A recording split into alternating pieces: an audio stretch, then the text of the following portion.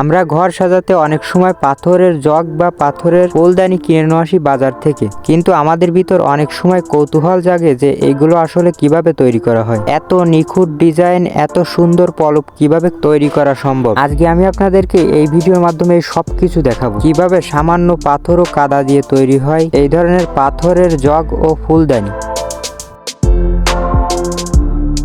সর্বপ্রথম পাহাড়ের ঢালু থেকে কাটা চুনা পাথরকে ধুয়ে নিতে হবে। আর আপনি যদি এটা তৈরি করতে চান তাহলে কাদা নিলেও হবে, তবে এমন কাদা নির্বাচন করবেন যা একটু শক্ত হলেই ফেটে না যায় এবং নিজের আকৃতিতে থাকে। দ্বিতীয় ধাপে এই পাথরগুলোকে আমরা ঢেকিতে পেলে গুঁড়া করে নেব, আর ততক্ষণ পর্যন্ত গুঁড়া করব যতক্ষণ পর্যন্ত এটা একদম ফিনিশ না হয়ে যায়।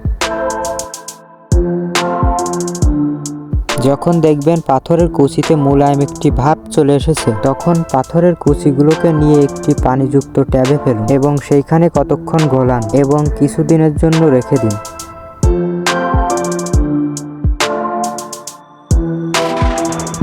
কিছুদিন রেখে দেওয়ার পর এর নিচে একটি ঘোল পড়ে যাবে, যেই ঘোলটা রেখে শুধু পানিটুক ফেলে দিবেন। আর এই পানি ফেলে দেওয়ার পর নিচে যে মোলায়েম ভাবটি থাকবে সেটাই আমাদের কাজে লাগবে।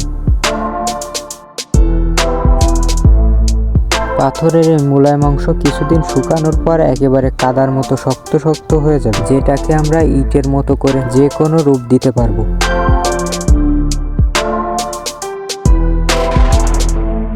মাটি যখন শক্ত কাদার মতো হয়ে যাবে তখন এটাকে ছাঁচে ফেলে আমরা তৈরি করব ফুলদানির ডিজাইন।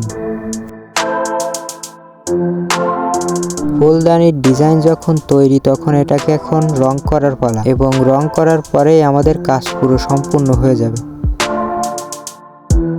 যেহেতু ফুলদানিটা একদম কাঁচা, সেহেতু আমাদের পরিপক্ক করার জন্য এটাকে প্রথমে উত্তপ্ত আগুনে তাপ দিতে হবে, আর এরপরই সম্পূর্ণ হয়ে যাবে আমাদের ফুলদানি।